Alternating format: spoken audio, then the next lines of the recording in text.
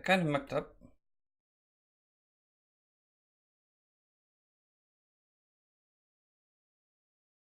So like I'm experimenting with new positions of the mic, and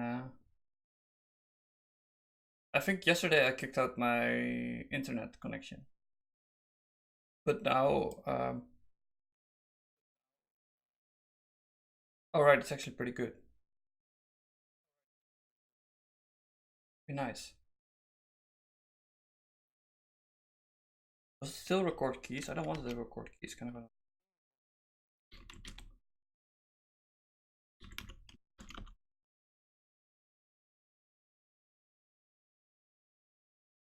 The sound is really good now. Let's start reading random blog posts then. Actually, I need to have the checklist.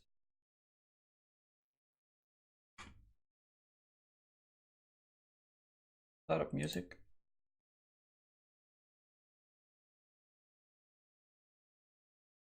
Start up music. Oh, I just pressing the wrong.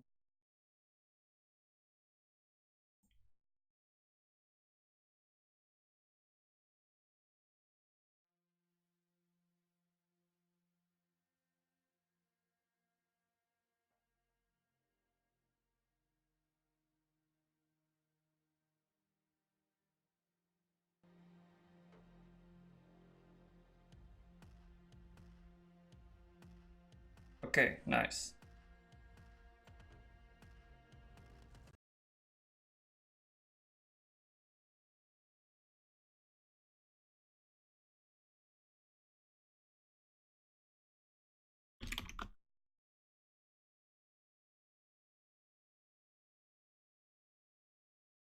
No, I don't have any music. I accidentally muted my output. My own output. Okay. This sounds familiar.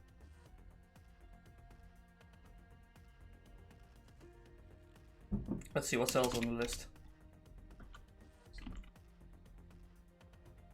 Switch dashboard title, we did that. We actually plugged in the network cables before, but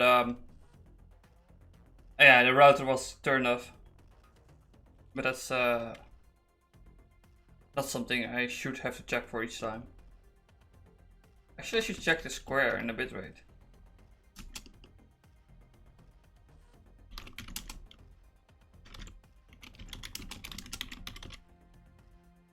Like we're getting there, right? Like every time we're improving this list and we're improving other stuff like audio quality. Yeah, I think we're getting at places. Which dashboard title we did that? Open OBS, Yoshika, we did that. Close unrelated stuff like email program. We still have everything open from yesterday, so that's fine actually. Like I didn't do anything in the meantime. I just like basically browse the internet and watch a bit of PewDiePie. Meme review! I like that. I no longer feel weird for liking it because he has like 100 million subs, so a lot of other people also like it. But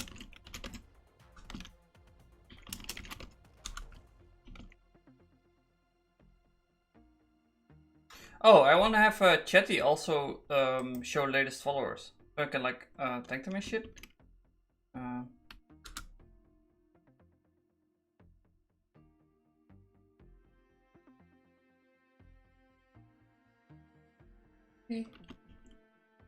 Kind of dumb. The Java thing doesn't get the dark team.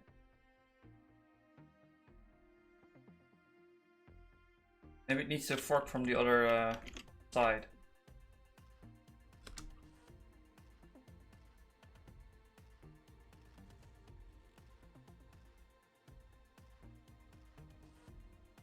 Whatever, you can be light team, man. Weird. Maybe I need to configure it to be dark. Okay, we can do that later. Open chat, screen key thing. Yeah, we can do that. So my plan is to beverage. Yeah, we need to get another coffee soon. Actually, maybe right now.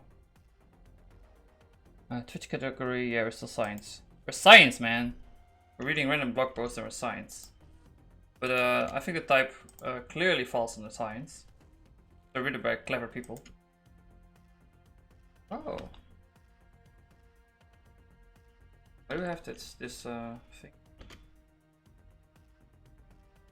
What? I have no idea what happened. Okay, let's show the hack screen. Hello everyone.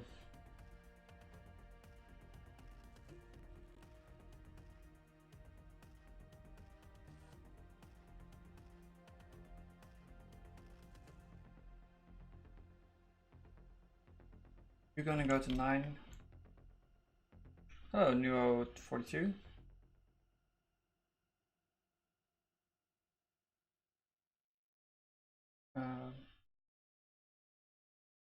And we gotta go to Reddit. Because this is where you read blog posts. Actually, I want to do the morning paper first. Morning paper.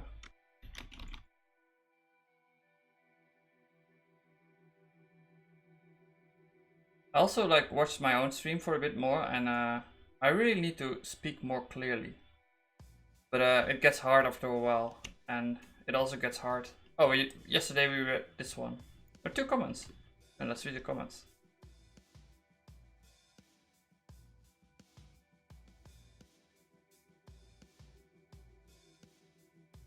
I wonder if this technique might decide classification problems. Some hard to learn groups are not valuable.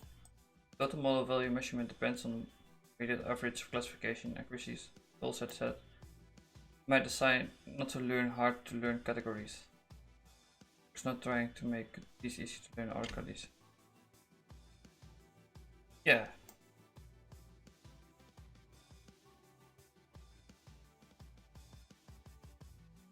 He got it, man. He answered his own question. Q-centric performance. Oh yeah, we already did this one. 3 key checklists remedies. This is the scientific method, kept in a paper form.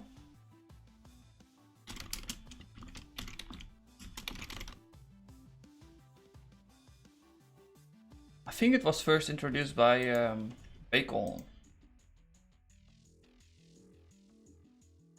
Something, right? Was this philosopher called Bacon? Francis Bacon, yeah.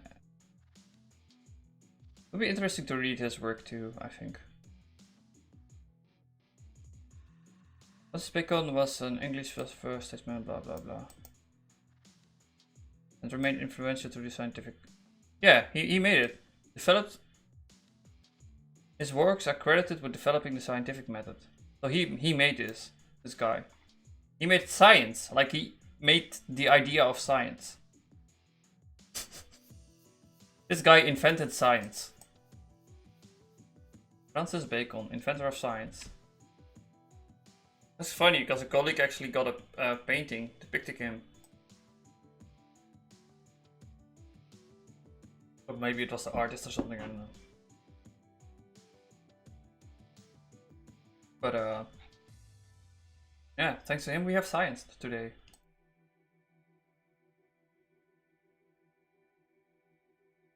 He developed it. He's a hacker, man, and he developed science. It's incantations for science to be existed. So yeah, but they redeveloped the scientific methods, I know, July 10, 2019. I thought it was June. Software engineering for machine learning, a case study. Okay, that's interesting. Software engineering for machine learning, a case study. Amerci et al. Previously on the morning paper, we've looked at the spread of machine learning through Facebook and Google, and some of the lessons learned together with processes and tools addressing the challenges arising. Today, it's the turn of Microsoft.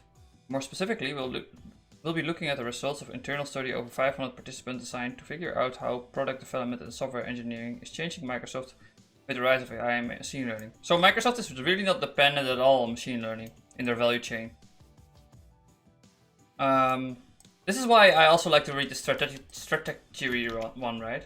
Because it like helps you understand why for machine learning Google and Facebook are so far ahead of Microsoft. And the reason is that Microsoft, it doesn't really matter for them if they're good at machine learning or not. But they probably still have certain small projects in their own company which work on it for like, I don't know why. So yeah, apparently they do it. But they don't have to. Like, they don't have to survive. And Google and Facebook, yeah, they have to. Google needs, for example, with YouTube, they need to figure out copyright, right? And the only way they can do this in a reasonable manner is by machine learning. And Facebook has similar situations with like fake news and stuff like that. Fake news. Man, truth is just lies you choose to believe, right? Haven't you read, what's he called?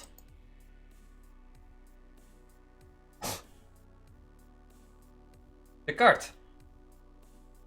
I think, therefore I am. Everything around you is a lie, except the stuff you think in your own head.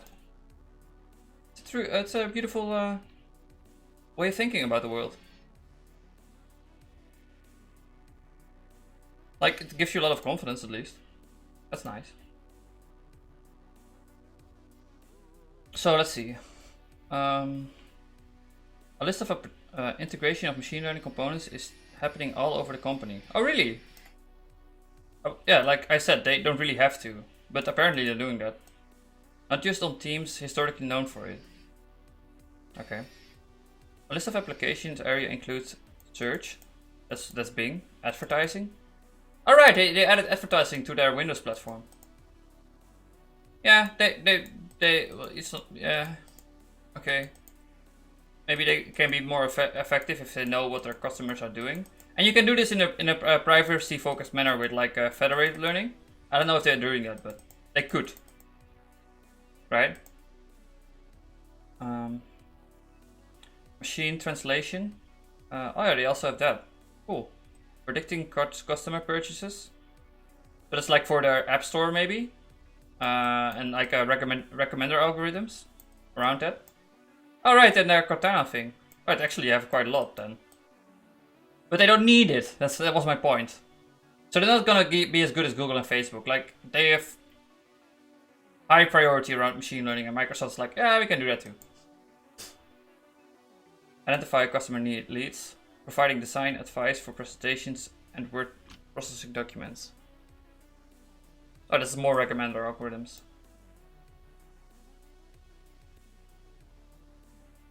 Creating unique drawing features, healthcare. Okay. Improving gameplay. Okay, you're getting sales forecasting. That's the same as predicting customer purchases, right? I think you're like repeating yourself, man. Decision optimization. What? It's just so generic. There's not any practical application. Dense report. Okay. Okay, man. I believe you. You need this. Actually, like they're actually convincing us, right, that they need it, but they don't really need it like Google and Facebook. But they still may need it, actually. As you might imagine, these are underpinned by a wide variety of different ML models. Teams doing the work are also varied in their makeup. Some containing data scientists with many years of experience, and others just starting out in a manner that's reminiscent of the only experimentation evaluation model. What? Online experimentation evolution model. What's this? Okay, we're not gonna read that. I just want to do one. Yeah, I want to do one. I want to finish this one, maybe. It's just an experience report, so it should be easy. But it's not like Shapely. Shapely was pretty hard. At Microsoft, we looked at previously, data science moves from a bold specialized skill to deeply integrated capability over time. Some software teams employ polymath data scientists who do it all. I have a hard time with this word. Like, what does it actually entail? It's just because I believe like most people that do programming and shit are usually interested in a wide area of fields. At least in my own experience. Who do it all. But as data science needs to scale up, their role specialize into domain experts who deeply understand the business problems, modelers who develop predictive models, and platform builders who create a cloud-based infrastructure. That's true. Like you end up only doing Because the stuff tends to be hard. So even though you can do a lot of stuff, you'll end up focusing on your specific parts, right? I've seen that happen before. I did it too. To help spread these skills through the company, a variety of tactics are used. Twice yearly internal conference on machine learning and I did it internally then. It would be way nicer if they just open it up, right? But maybe they need to be able to talk about private shit, like just inside the company. Yeah, that makes sense. On machine learning and data science, dedicate at least 1 day to the basics of technologies, algorithms, and best practices. And as a company, you need to keep doing this to retain institutional knowledge.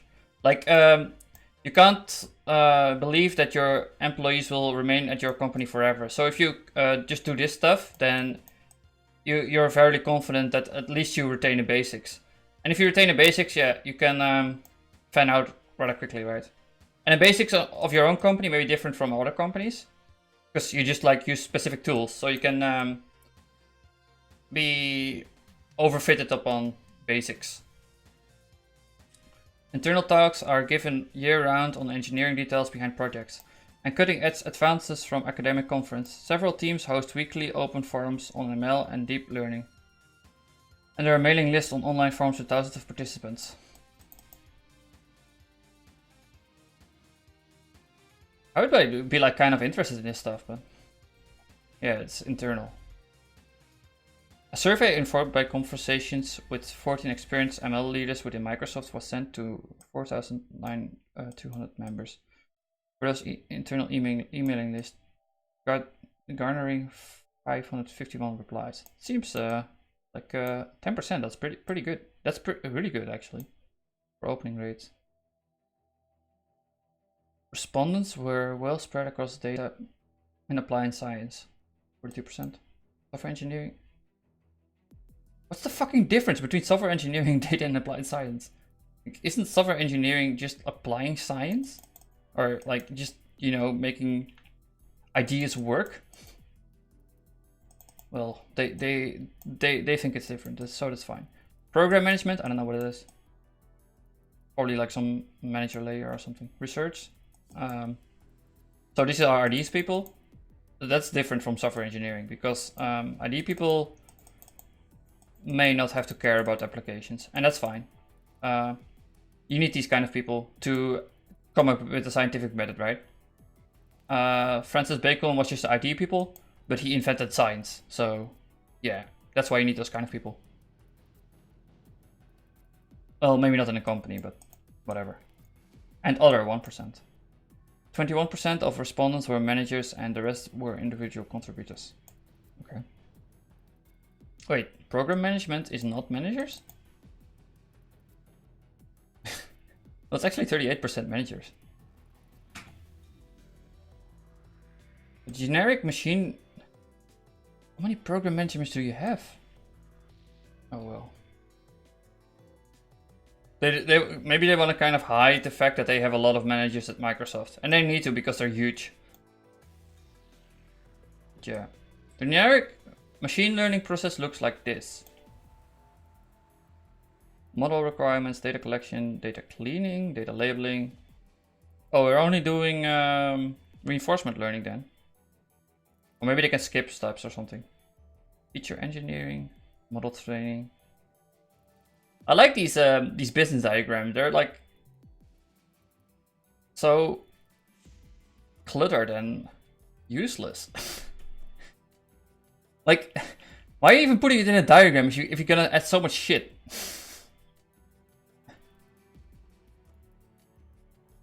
You might as well just use text, right? But yeah, whatever.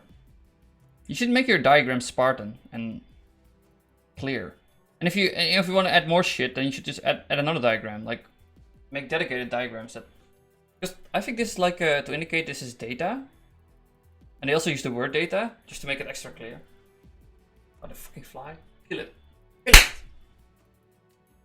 Okay, it's still alive. Then you have to think at the gears, and you have to like do data stuff, which is no thinking. It's something different. I don't know what these are. It's amazing. should I wonder if there's like a field that studies how to make diagrams. Well, it's UML, but that's not no. UML is like a descriptive, prescriptive, but I'm like interested in descriptive, like how do people make diagrams and what works and what doesn't work. So, yeah, that would be really interesting. Wait. You're not gonna find it like that. I'm not sure how to find that. The diagram is hopefully split so he knows it is not. That's why he's saying hopefully. It's way too cluttered, man. So I won't spell it out for all the individual stages, but he's gonna spell out some stuff. For simplicity, the view figure 1 is linear. Maybe he should have made it linear, then whatever. And they probably like iterated a lot on this. But yeah. It looks like designed by commission. Yeah. Like I want to make it simple, so we keep it linear. And then like, but we need to be able to go back. Okay, let's just let some arrows. That makes sense.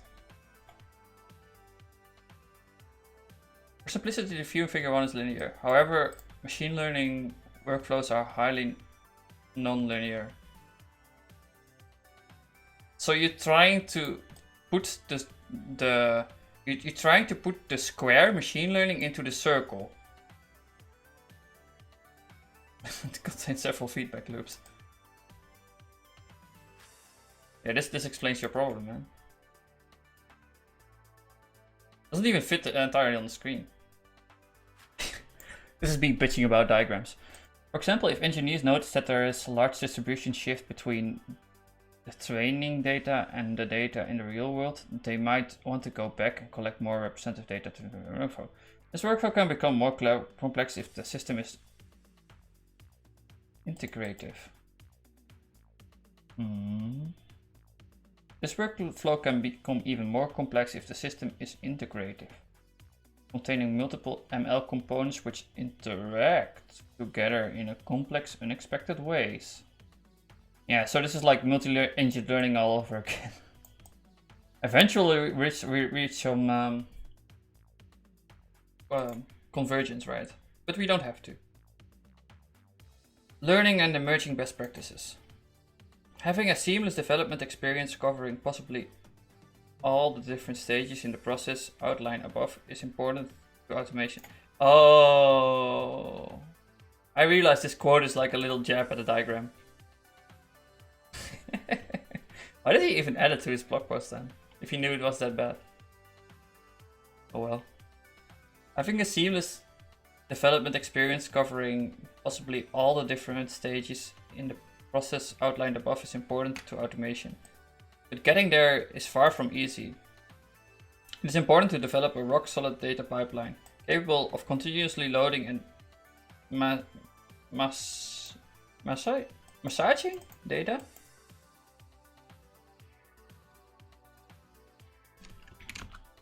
Massaging? That's not a word, man.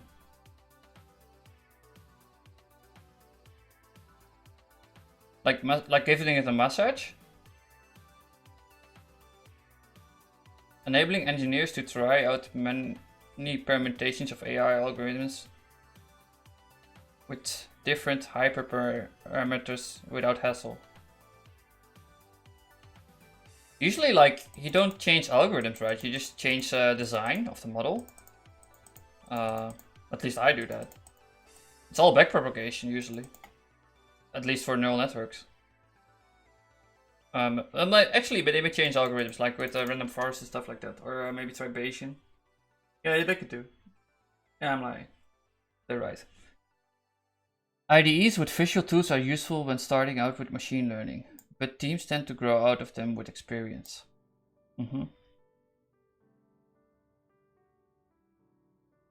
Yeah, I used to also like IDEs. I still want to kind of set it up for Haskell, but I haven't. The success of ML-centric projects depends heavily on data availability, quality, and management. In addition to availability, our respondents focus heavily on supporting the following data attributes: accessibility, accuracy, blah blah blah blah. Structuredness. Microsoft Teams found a need to blend traditional data management tools with their ML frameworks and pipelines. Data sources are continuously changing and rigorous data versioning sharing techniques are required. Models have a provenance tag explaining which data it has been trained on and which version of the model was used. Datasets are tagged with information about the ways they came from and the version of the code used to extract it. ML-centric software. What? I'm not like understanding this. Like I'm reading the text, but I'm not getting any information out of it. If that makes sense. Blend traditional data management tools with their ML frameworks and pipelines. Okay. Provenance tags explaining which data. Okay, that's nice. So they use like a UUID to provenance tag. Yeah. This means like provenance is not nice word. Provenance. The way things go.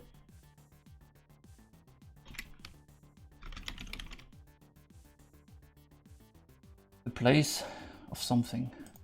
Of some really. I thought it was also like just about the passing of time in general.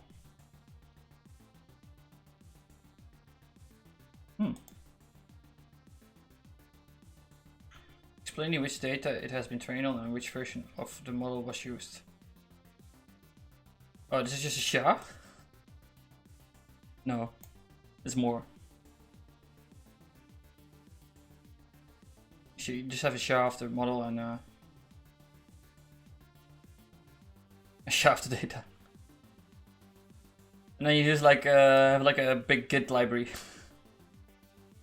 It's a really crappy way of doing that, but probably works though. Data sets are tagged with information about where they came from. Okay. ML-centric software also needs to frequent revisions initiated by model changes. Right, so try to make it better, right? Parameter tuning and data updates, the combination of which can have a significant impact on system performance. To address this, rigorous rollout processes are required. Teams develop in systematic processes by adopting combo fighting techniques. Fighting a combination of changes and updates, including multiple metrics that are experiment scorecard, performance human-driven evaluation of sensitive data categories. Model building should be integrated in the rest of the software development process, including code repositories and tightly coupled sprint.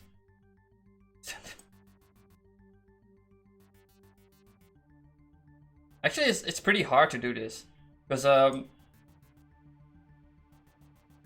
model building. Well, it's a bit different, right?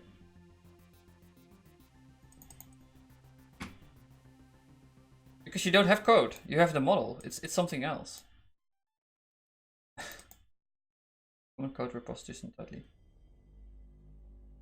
You're training this model, or you're designing the thing that it goes in, and then you have to train the model. And it doesn't really fit into a code repository because it's just data.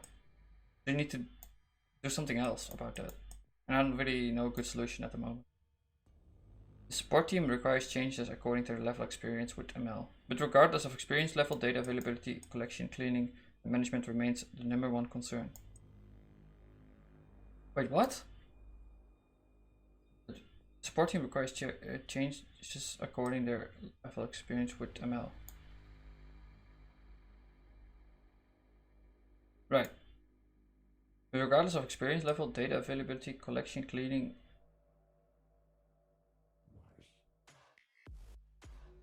Wait, was that a voice? Are you? Shut up, Brexel. Oh, it's shutting up. I don't know why there was a voice. Yeah, that's 3 concerns, man. You picked 3. But that's just discovering and managing. We identified aspects of AI domain that make fundamentally different than prior application domains. Their impact will require significant research efforts to address this in the future. Discovering, managing, and versioning the data needed for machine learning applications is much more complex and difficult than other types of software engineering. While there very well designed technologies to version code. The same is not true for data. That's what I was getting at. There's like no good solution available right now, I believe. To just track this stuff and merge it together and whatever. But you can't even merge it, right? Model customization and model reuse require very different skills typically found in software teams. Yeah, that's what I also said. Like, you're trying to jam this together, this software development with data modeling. But I'm not sure if it's the same.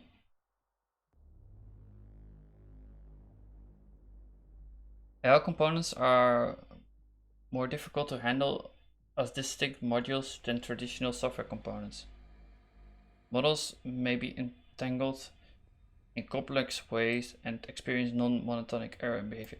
So what we had like at the company I worked was that the data scientists, they ended up like for example, they didn't follow the traditional way of doing software. Like, they didn't do it really agile. It was way more top-down approach, right? So there was like a guy that was leading a team, and he had like way more direct decisions on what the data scientists should do. And maybe, well, I'm not sure if this is everywhere like that, but maybe this is just a better way of doing that or something. I don't know. I really don't know. Well, the first 2 points are hopefully pretty self-explanatory. The third one is a little more unpacking. Okay, wait. I think more. AI components are more difficult to handle as distinct modules than traditional software components. Models may be entangled in complex ways. Experience non-monotonic error. Non-monotonic functions. Yeah. Edward Comet always talks about monotonic stuff, and I have no.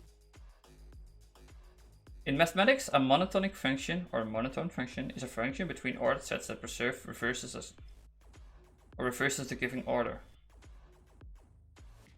So this is a restriction wherein the function can change the underlying set, like the stuff inside the set, but the order remains the same, or it reverses. So it's not just remain the same, but it can also reverse. It's like a bit it's a bit laxer restriction. Many functions are like this. Like for example, if you do +1 on a list of integers, then you have a monotonic function because the order remains the same, right? The reverse function would also be monotonic. So yeah, I can already think of examples that do this. So I imagine there are many. Just at the top of my head. Well, the 2 words are non-monotonic error behavior. So error behavior that changes the order. That changes in order. You have errors that like are kind of popping up at different places. It's like running GHC with -G. -J, I mean. So it's like being able to do multiple threads, and then it just kind of jumps between modules. So annoying if that happens. But I think that they're getting that at that. Like the errors can change for no apparent reason at different places. Right, and that's because you may use entropy, right? Like they're not using pure functions, so they're like probably ingesting a bit of entropy, like randomness. But they have like a function that so they're making their model probably in Python, and then just getting some random data from somewhere. And because you do that, like you can have it crashes at random places because you're doing a data-driven mod thing, and you add the entropy, you can change stuff on the fly. And their solution for this is just Disperty. Just use Haskell, man, and it should be pretty obvious where you're doing that. But no, they want to do Python. It's easier in Python. Oh well. Well, the first 2 points are hopefully pretty self-explanatory. The third one wants a little more unpacking. Maintaining strict module boundaries between machine learning models is difficult for 2 reasons. Version models are not easily extensible. For example, we cannot yet take an NMP model of English and add a separate NMP model. This is not true! I can do this in Grenade. It's completely composable. You can just jam any layer on top of any other layer. But it may not work though. Yeah, that's true then. But I can do this in Grenade. It's version 0.1, man. It's the best. And it may blow up in your face, but it's also fine. But these layers, you can just jam them on top of each other. And because you have type safety, it always will. You're guaranteed that it will run, at least. I'm not sure if it will work, but that's something else. Models interact in a non-obvious way. In large-scale system with more than a single model, each model results will affect another model's training and tuning process. Yeah, that's what I mean. You're not sure if it works. Even though you can jam them together.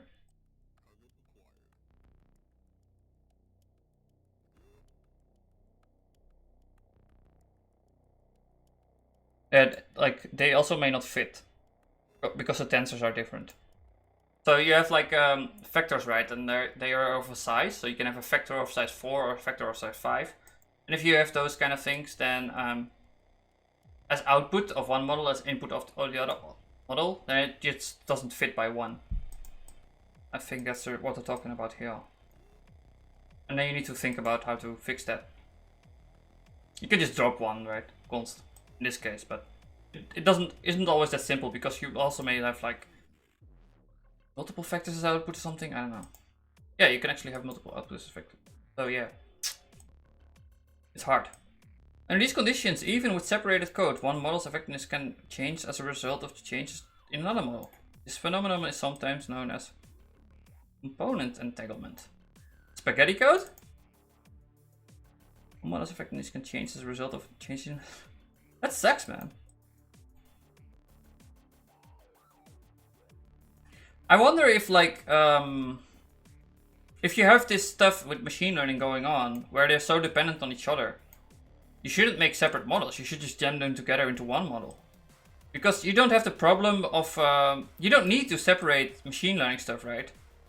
You don't know what's going on anyway, so you might as well just make monoliths.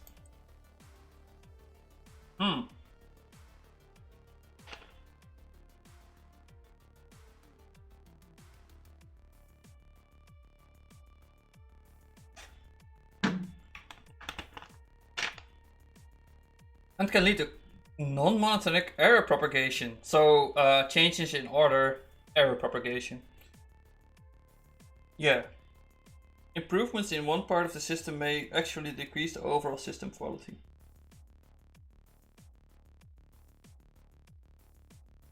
I'm not sure if this is just error propagation. This doesn't necessarily mean non-monotonic. I think. If I understand monotonicity right. From briefly glancing at Wikipedia. Okay, let's read another one. Actually, maybe a quick coffee break and then I'm gonna read another one.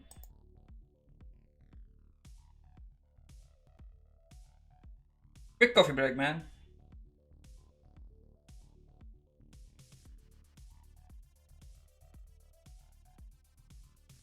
I'll turn off the mic so you don't.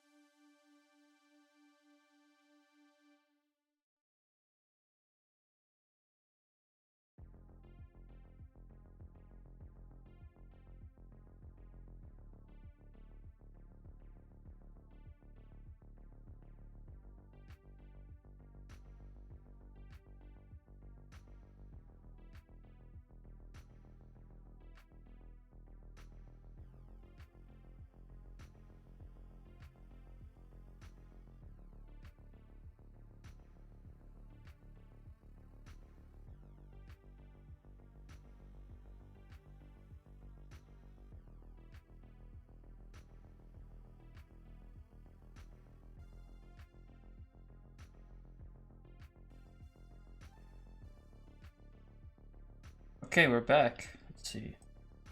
Read another blog post. So it says I only have one viewer. That must mean. Hey Dennis Guidel, are you real or are you a bot?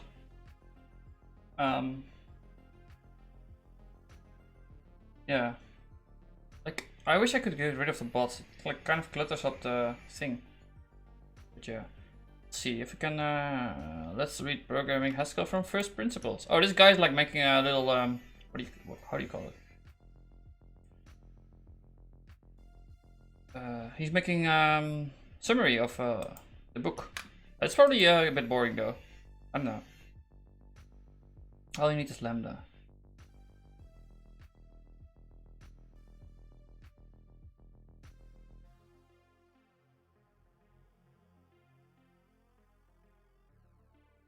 Oh, he's gonna explain lambda calculus. I'm sorry to disappoint you, dear reader, but this chapter is entirely about the theoretical underpinnings of the Haskell language, lambda calculus. It doesn't mean that you can't make anything out of it. It's really powerful, actually. Quite the opposite, in fact. Put your math hat on and do some light stretches. Really, they start like that. Haskell from first principles. So Haskell from first principles is presumably expert oriented. Then I wouldn't mind if he did this. Let's read Haskell for first principles part 2. Yeah, I'm not gonna do the boring stuff, but lambda calculus seems interesting. Let's do that. I'm kind of already familiar with this, but a little bit of background. For a while now, I've been interested in Haskell and using it whenever I can for my side projects. But I've also been very busy. I haven't had much very busy and decided to write blog posts. That's a great idea, man. I haven't had much time to play as I wished. I read Learn You a Haskell for Great Good. Far too many monads and tutorials when I first started out. But since then, it's mostly been just in-time sort of process when looking at answers problems I've come across. So out of it, I feel I have a basic grasp of the language. Some of the more advanced features still escape me. This book has been on my reading list for a while, but I've made a serious effort to get through it before. I've not made a serious effort to get through it before. Okay. Now though, I have had the time and the motivation. It's time to learn Haskell for real. Alright, here we go. You're not gonna learn the language by reading a book though. You need to get your hands dirty, man. Oh, watch my stream, it's great. Like, I'm gonna get my hands dirty and you can just like kind of watch what I'm doing. Actually, I should do a beginner oriented one, but let's wait with that until Saturday. Let's see. So some household notes. I'm gonna leave maybe at 2 to get my screen fixed. Big screen over there is it's broken and I need to get it fixed so I can use it, and then I can like stand up straight. Maybe get my back fixed. Preserve my future, man. Lambda calculus. While a thorough introduction of the lambda calculus is outside of the scope of this post, not to mention not something I'm qualified to do. I think anyone is qualified to do that, man. You don't need any qualification for this shit. There's no formal education for Haskell. It's just like do whatever you want. There are certain concepts that would aid our learning. Let's try a basic introduction. In the summary of the first chapter, the lambda calculus is defined as a formal system for expressing programs in terms of abstraction applications. Whoa, such clarity. Well, actually, this is probably like a really dense way of explaining it, and it may give a lot of information to experts, but yeah, it may just be jargon for you. A formal system, that probably means something, right? For expressing programs also means something in terms of abstraction and application. Let's see if we can find something more digestible. Yeah. So you're looking for something easier. Earlier on, the book defines a calculus as a method for calculating or reasoning. In other words, it's a system we can use to solve problems. Yeah, like logic. And there's an isomorphism between lambda calculus and logic, I believe. Curie-Howard isomorphism. Yeah. And isomorphism means that they're basically the same, except maybe they have a different form, but there's the same, they have the same meaning. You can express the one and the other. That makes sense. Let's see. So like if you know logic, then you know lambda calculus. That's what I'm getting at. Like you just need to know how to write down the rules. And it's kind of like if you know JavaScript, you also know Scala, because they basically have the same rules, except for implicits. If you know JavaScript, I mean, you also know like, yeah, Java would be a good one. They're really similar. You can express the one and the other, trivially. So why are we looking at the lambda calculus before getting in? Early on, I skipped this. Early on, the book defined a calculus as a method for calculating and reasoning. In other words, it's a system we can use to solve problems. Right, so you have like incremental problem solving stuff. The lambda calculus is but one processing for formalizing one of these methods. In other words, it's a way of thinking about and calculating certain problems and to give you a set of tools that you can use to solve these.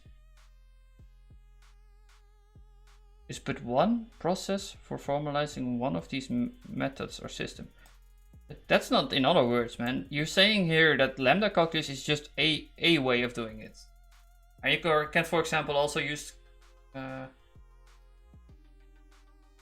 logic, I think. I'm not sure about that. I'll think about it. Maybe category theory and logic were like isomorphisms. Oh well, what am I babbling? So why are we looking at the lambda calculus before getting into the code? Well, because functional programming is made up of expressions. Values, variables, functions.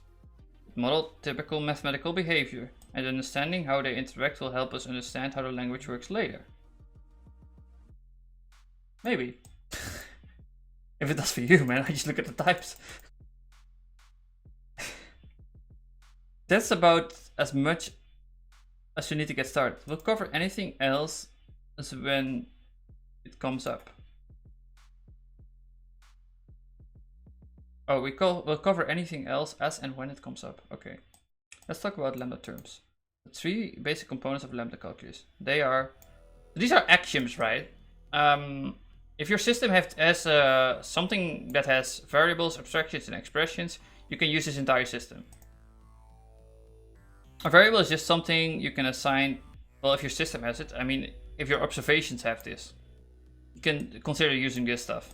You don't have to. There are other systems. Or maybe it doesn't fit into it, but that can also be the case. In logic, we would call these axioms, at least. A variable is just something you can assign a value to. Assign?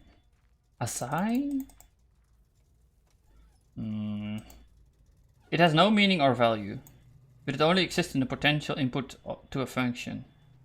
Simple. The problem with assign is that it implies time.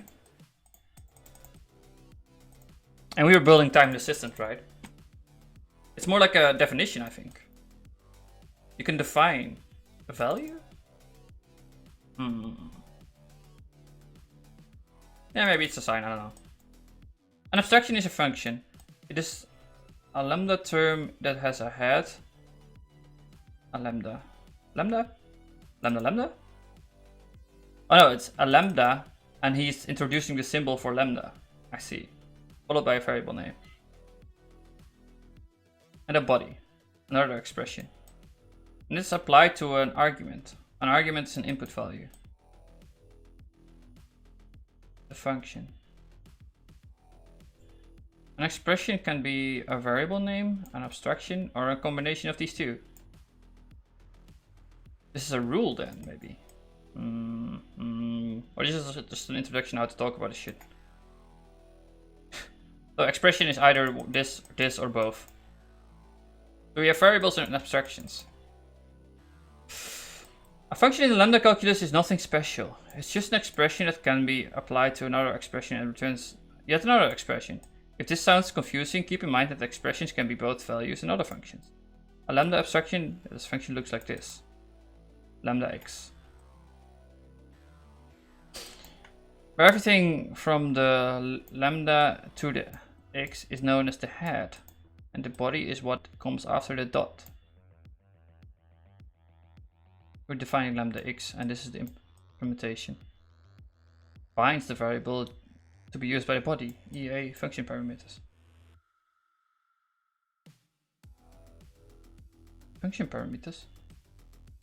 Now, an interesting thing to note is that each lambda can only take one argument.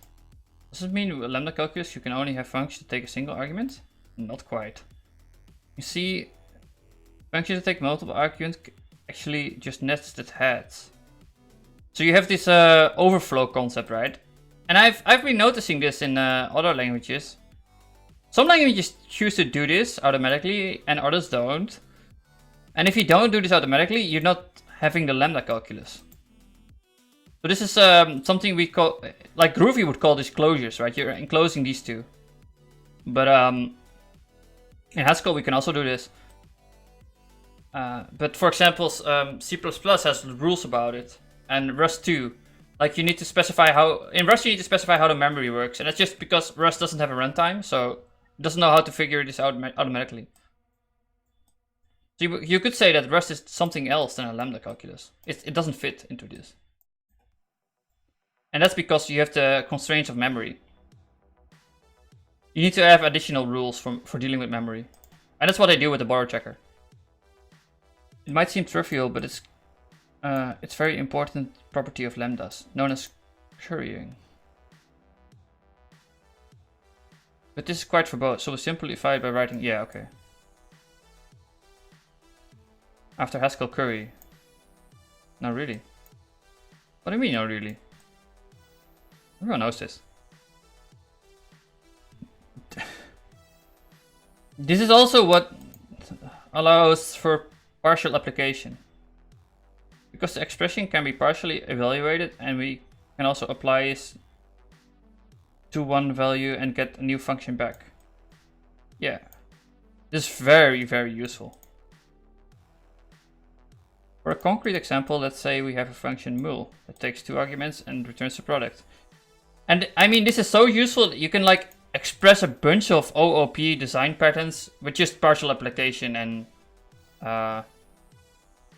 like all the factory stuff, for example, it's partial application basically.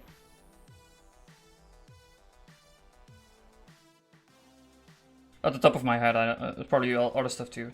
Let's see. What is a star then? How did you do this? How did you introduce a star? 2 arguments and returns their product. You can't do this, man. You need to define integers first and how to set up the rules. You need to do Pino. You need to do Pino, man. Pino numbers or something. Pino construct.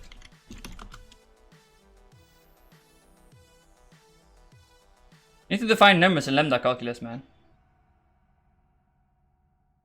Actually, I like the types one better. I can't parse this. But yeah, you can define numbers as lambda things. If you want. Or do you want?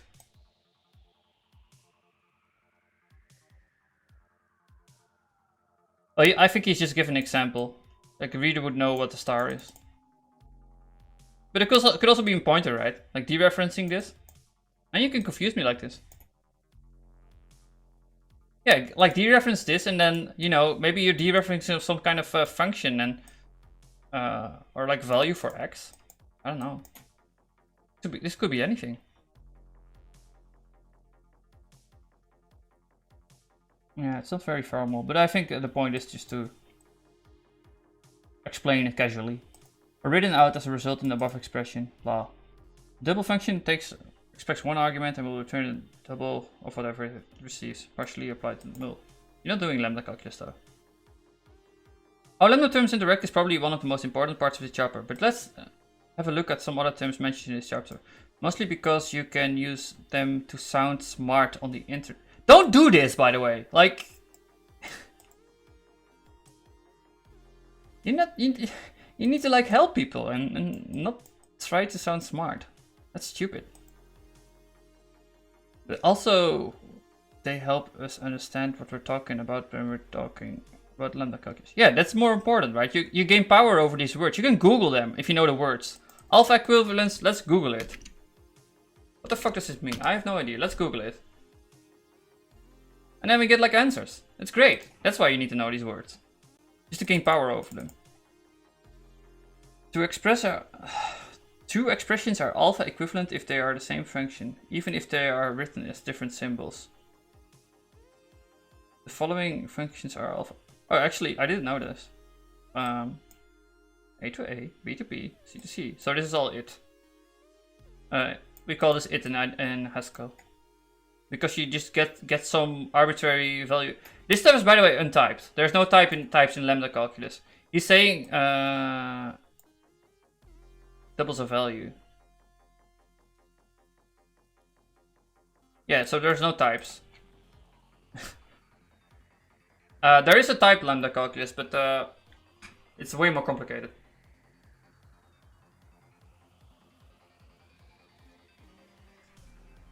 Application, how to evaluate reduced lambdas. Beta normal form. I think we have this in Haskell too. An expression, oh no, it's different. This is an optimization actually. An expression cannot not be beta reduced any further, either because there are no more applications to do, no more lambdas, or because there are no free variables to apply function to. Right, so you went back, you reduced the entire program. Beta reduction.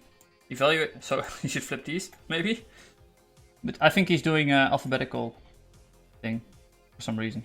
Evaluating expressions. This is what happens when you go from one expression and then apply the lambda to the number, thereby ending up with 2. Remember, no types. This is JavaScript. Variables that are declared in the head of the function. You know, the parameters, bound variables, right. Codomain. The possible output of a function. You also have a domain, also set of input. Yeah, so we would also call this positive position and negative position. Input to a function is stuff and negative, and this is positive. And that has a bunch of implications for polymorphism, for example. You would call something contravariate or covariant based on if it's in domain or codomain. Combinators. A lambda term for no free variables. In other words, all variables are in the head. Divergence. Any function that never terminates is divergent. Hint, recursive functions that never exit loop while type. So this is bottom type. At least in Haskell we would call this bottom. And you can always create a bottom in Haskell at least. Because how we set up the language. Just to be practical, we need to be able to do this. Because it would be too hard to check for these infinite stuff. And there's ways to do it. With like constructive arguments. You can say at least you're making progress. And then you can still have infinite inputs, so you're not solving anything then. Like you're being constructive, you're getting ahead every step, but if you have an infinite input, you're still gonna run forever, right? Variables that exist in the function body are not defined in the head, such as the y expression, in this expression. Actually, you can probably put a restriction on the size of input, but whatever. Variables that exist in the function body that are not defined in the head, such as y in this expression. A bug? Lambda, the Greek lambda used to indicate abstraction functions or unbind variables. An anonymous function or lambda term. Lambda abstraction. An anonymous function or lambda term. The name is function. You don't have functions in Lambda though, you only have lambdas, right? Hey, variables and abstraction. What are you talking about functions? Well, maybe he's like, I don't know. I think of the head as an abstraction for the body. Yeah, something that we can put in the place of the computation. Referential transparency. It's not purity. You can throw exceptions, man. This means that the given the same input, a function will always produce the same output. No, it's more about like knowing where the information is coming from.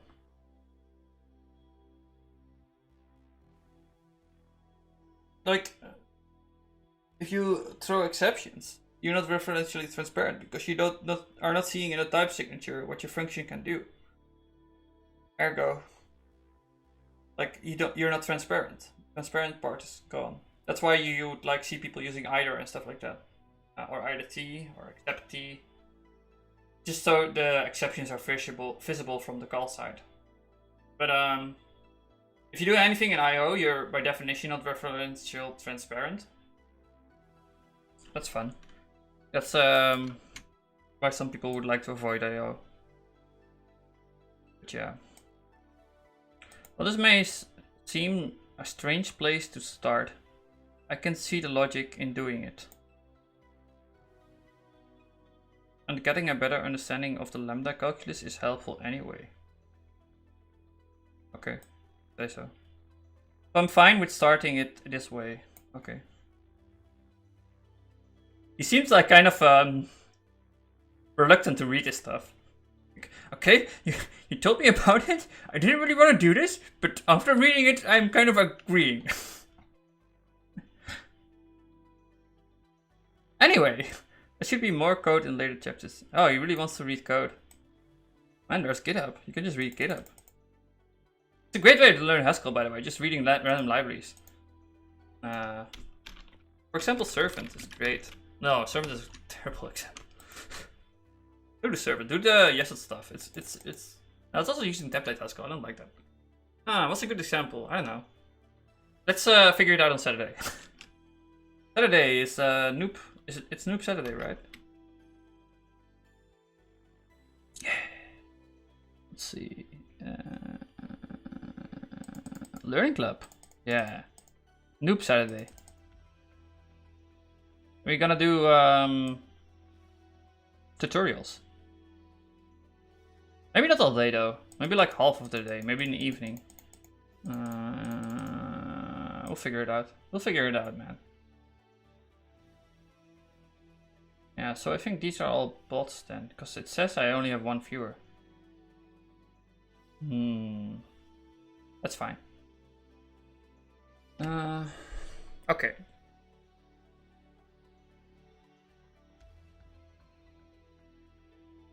Code review for the n-body problem. Yeah, I'm gonna finish this coffee, maybe get another coffee. And then I'm gonna go to replace the screen. Okay, I'm fairly new Haskell. Currently chapter 17. Why are they all reading books? What the fuck, man? What? You should get your hands dirty or watch my stream.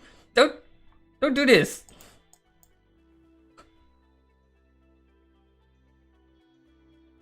Like, how am I even supposed to know what chapter 17 is of real world Haskell?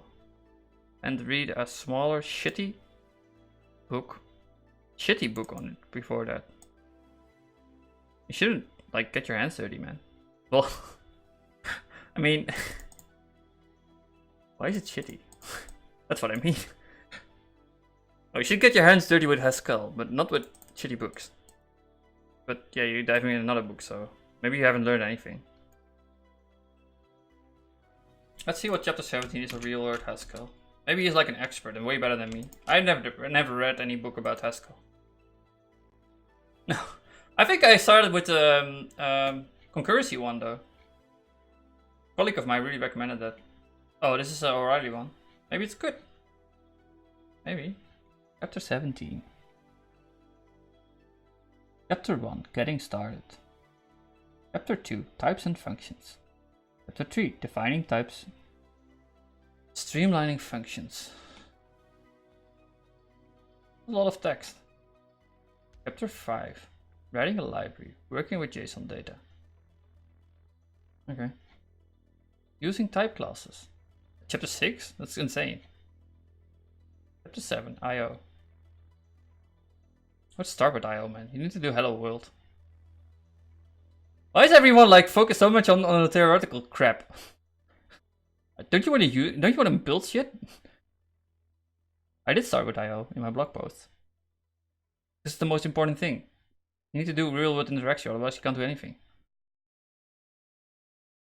Efficient file processing, regular expressions, and file name matching. That's a weird chapter. Why would it be chapter 8?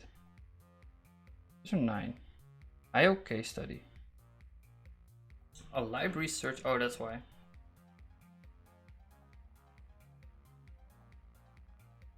Chapter 10. Code case. Study parsing a binary data format. I'm just giving some context, right? What does this guy know? I don't think he knows a lot. Testing and quality assurance. You're chapter 11 and you start with unit tests and shit? Why would you do that? Barcode recognition. Data structures. Monads. Didn't you already introduce I/O? You already know everything about monads, man. Programming with monads. Using parsec. Interacting with the C. I need to read this. I don't know how to do this. I'm gonna use this for the hacking caves of good. We're gonna do that. I believe. We're gonna make a C# Haskell bridge. It'll be fine. What could go wrong? I'm a fairly new Haskeller, currently in chapter 17 blah. Why are you reading chapter 17, man? That's insane. And I've finished my implementation of a solver n-body problem. My goal was to get this using without any random access data structures. Okay. What's the n-body problem?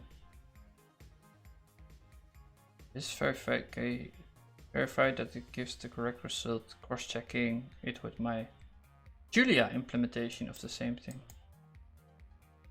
Okay. Just wanted to ask if anyone would be willing to look at the code host on GitHub, and point out any potentially idiomatic, inelegant solutions. The factors I use are also in that repository. No man, you need to use the linear algebra. We have stack factors at type level. Alright, did you use that? Or you shouldn't use that.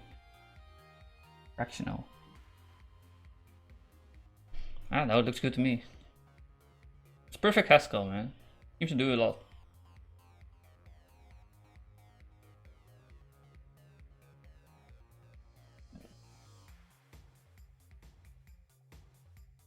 Nesting wars. Why do you do that?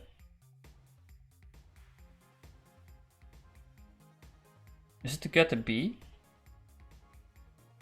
That's weird.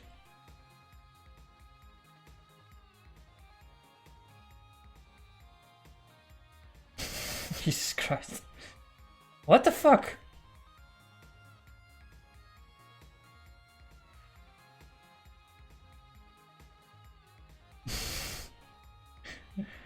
You can like get rid of all these lets. Just put it on the same level. It's Python, man. Never forget, Haskell is Python in do blocks. What the fuck? Why do people like my Brittany thing also did that? It's weird. You should add type annotations too.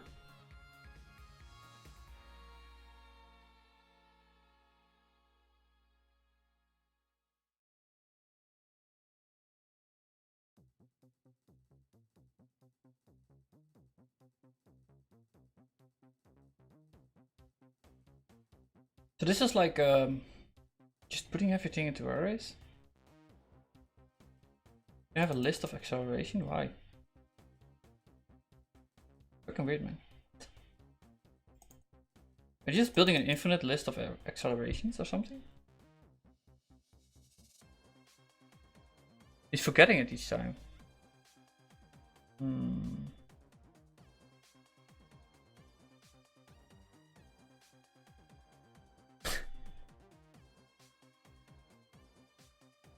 A list of bodies.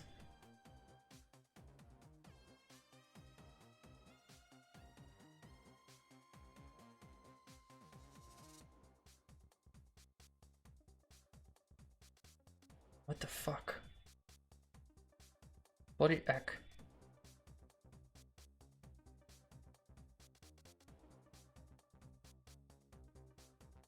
I don't know, I don't care. Looks good, man.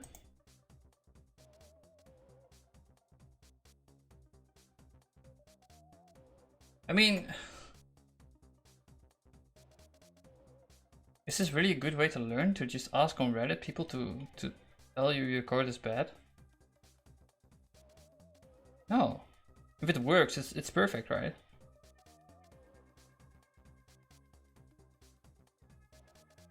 Vector. What does the end body problem even do?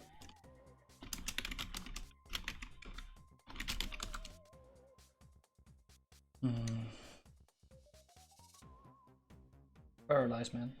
In physics, the n-body problem is a problem of predicting the individual motions of a group of celestial objects, interacting with each other. Oh, that's really interesting. I want to do this in Rust. Make a great game. I should totally start working on that too again someday, maybe.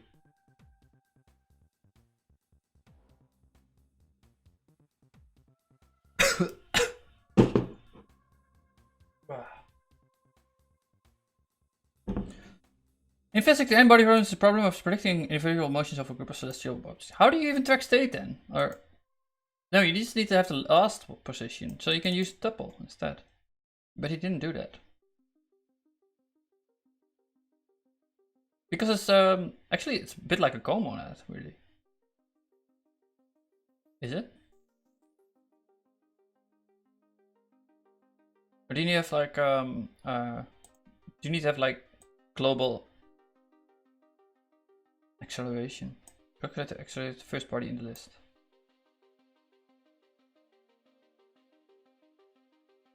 How do you do like gravity and stuff like that then? Because you need to collect, or you need to know how much gravity the other stuff is, how far away it is from you, and then you need to calculate the difference in acceleration on each of the bodies. And he's probably brute forcing it. But look at it like this. Scan mult.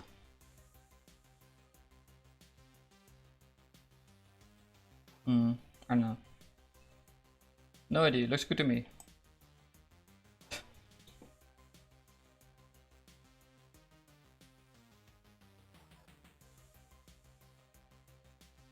That's really cool. Praise the sun.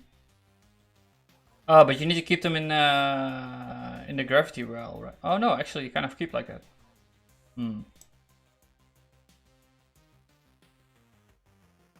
This a known issue is that they pass the bodies around all the time, where this pass a separate list of velocities, etc.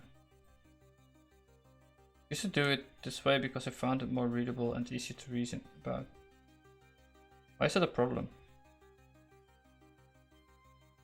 How would you like update it if you don't have the bodies?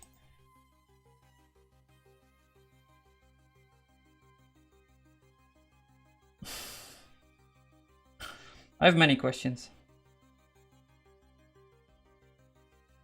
He's in the monad.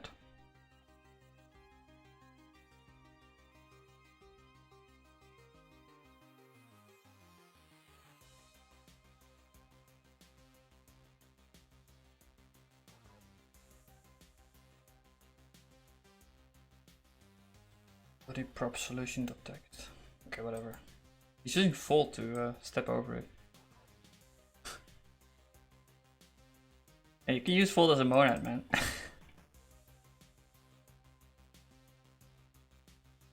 Getting the double.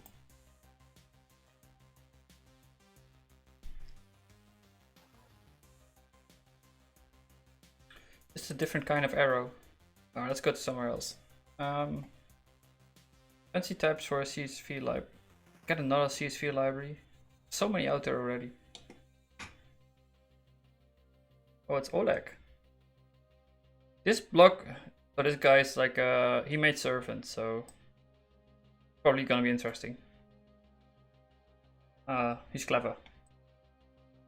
This blog post is a thought on a following question. Can we make cassava? Yeah, he's like using an existing one. Stuff a bit safer using fancy types. This is not a proposal to change cassava, only some ideas and demonstration of real-world fancy types. So the STLC implementation also counts as real in my world. What? Doesn't even open up, man. I got a broken link. Oh! I need to No, don't go back. I wanna go forward. You said the exception, it's fine. I'm being man in the middle attacked right now. It's a PDF.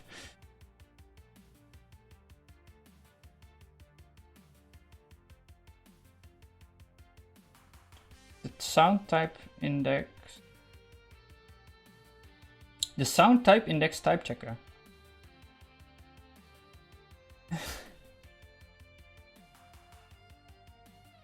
So this is a type checker, a type level, I believe.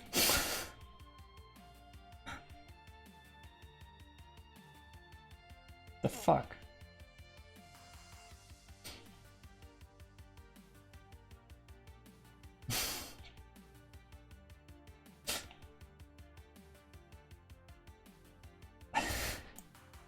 Also a bit of generics. Yeah, always need generics, man. This post is not only a literal Haskell file, but also simply run directly, given a recent version of Cabal install.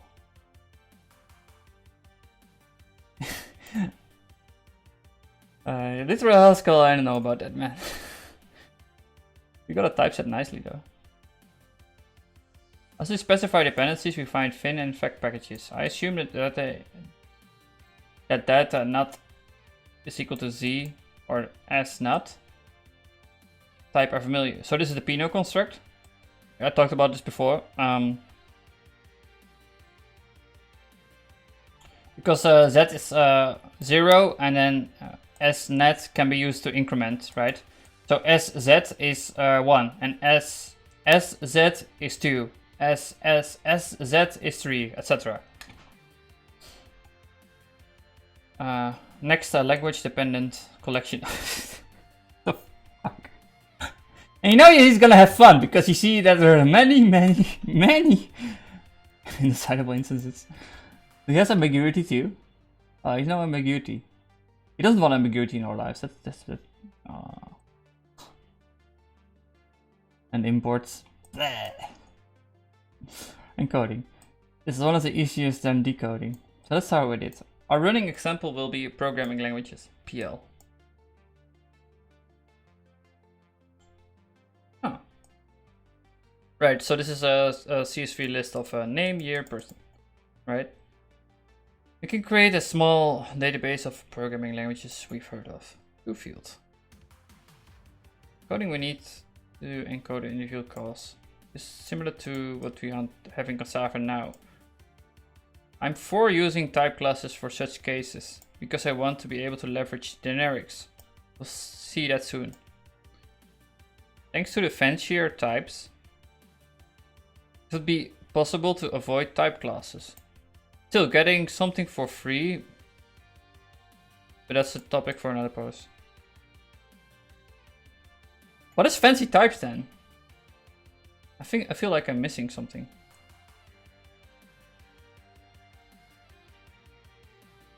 I think it's a thing actually. I thought he was just speaking.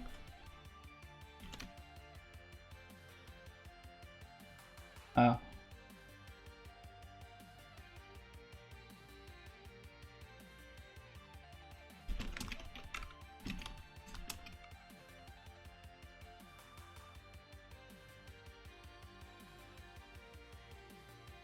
Right, he's just talking about using language extensions. That's fine.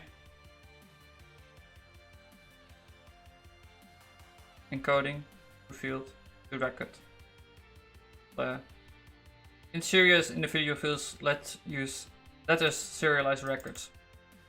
We could have a method to record R to text as in Cassava now, but it's probably unsafe. Length of the list may vary depending on the record value, so we rather use fancy types. Okay.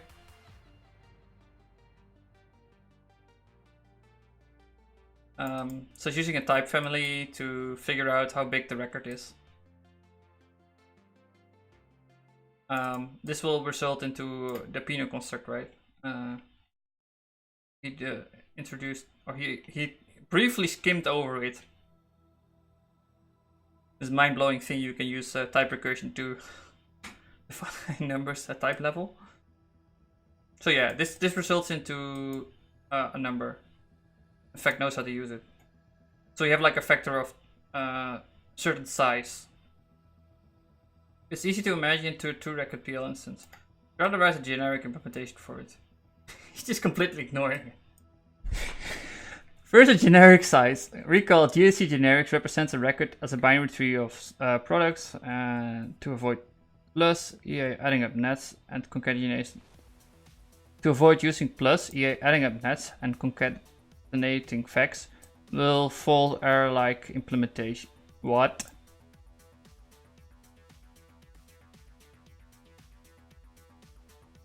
Adding up nets and concatenating facts will follow like implementation. There's a nested application of G-size F-type family.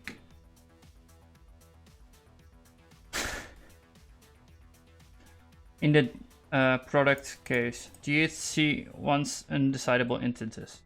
So let's see. Generics is a way to represent any record type. So we can do sums with a constructor and stars with another constructor, and you basically can use that construct to automatically derive instances. And I think he's like saying he's gonna use a fold R thing at type level, maybe? Yeah. Yeah, it's a full R thing at type level over the natural numbers. Maybe he's making like a sum or something. Oh, he's calculating the size of a vector. Okay.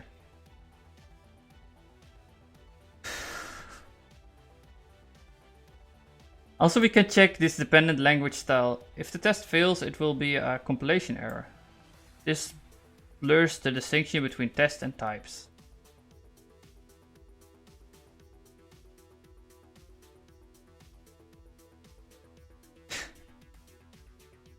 Using the type family, we can say succinctly.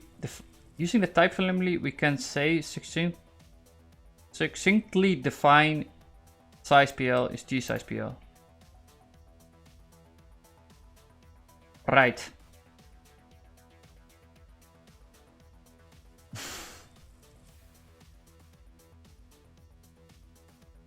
So yeah, you're using your type as a test. I mean, it blurs it anyway, right? Well, using like this code generation stuff, you can't really do. You can't really do with test, but you can do them with types, so that's good. Using similar induction on the structure, we can write a generic implement. I'm not sure what he's doing here. It's like type level equality, right? Saying check one. Oh, your size PL should be not. You can use anything as a value. Yeah, reflection is uninhabited, I believe.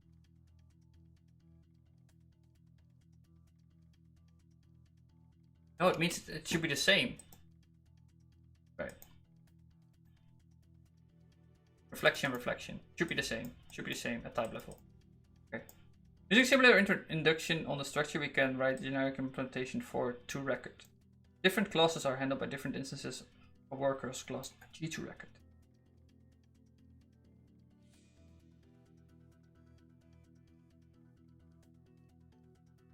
Right, this is the generic programming stuff where he's generating code for this type class.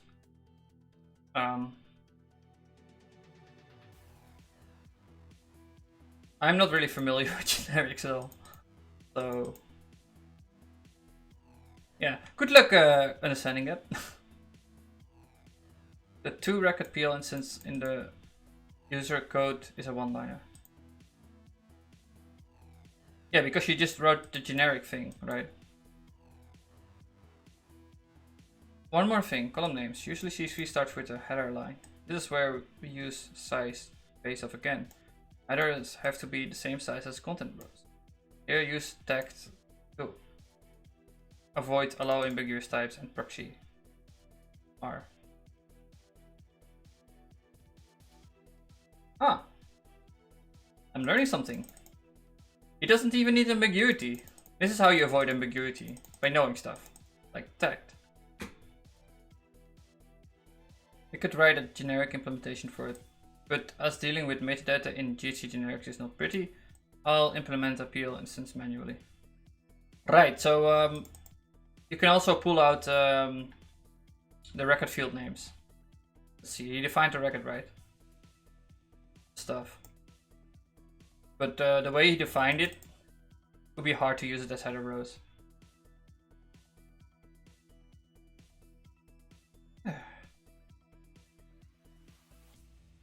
So he's just skipping a step.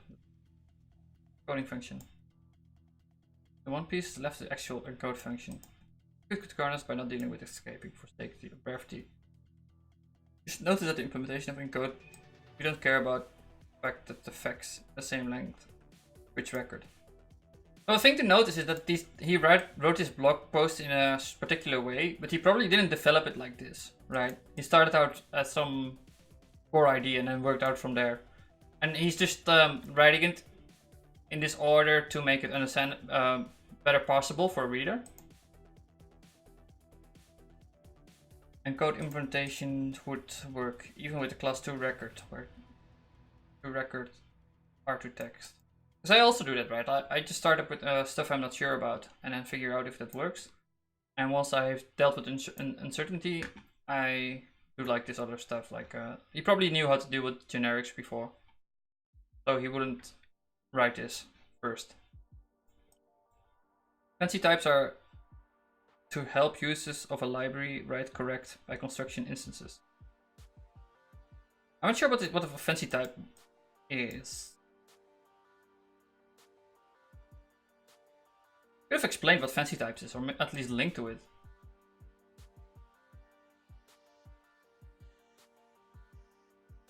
Using fancy types. But what is a fancy types? Maybe it's another gist.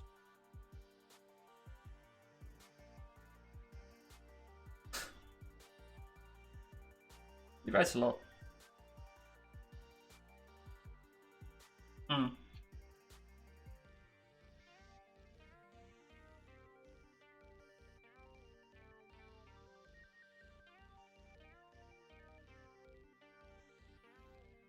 I don't know. I'm not gonna do this entire blog post because I need to go bring away the screen now. I'll be back maybe an hour.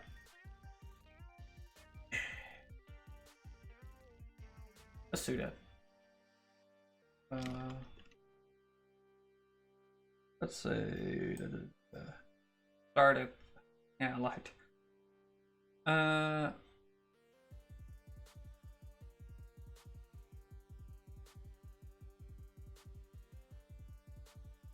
No, let's say 5.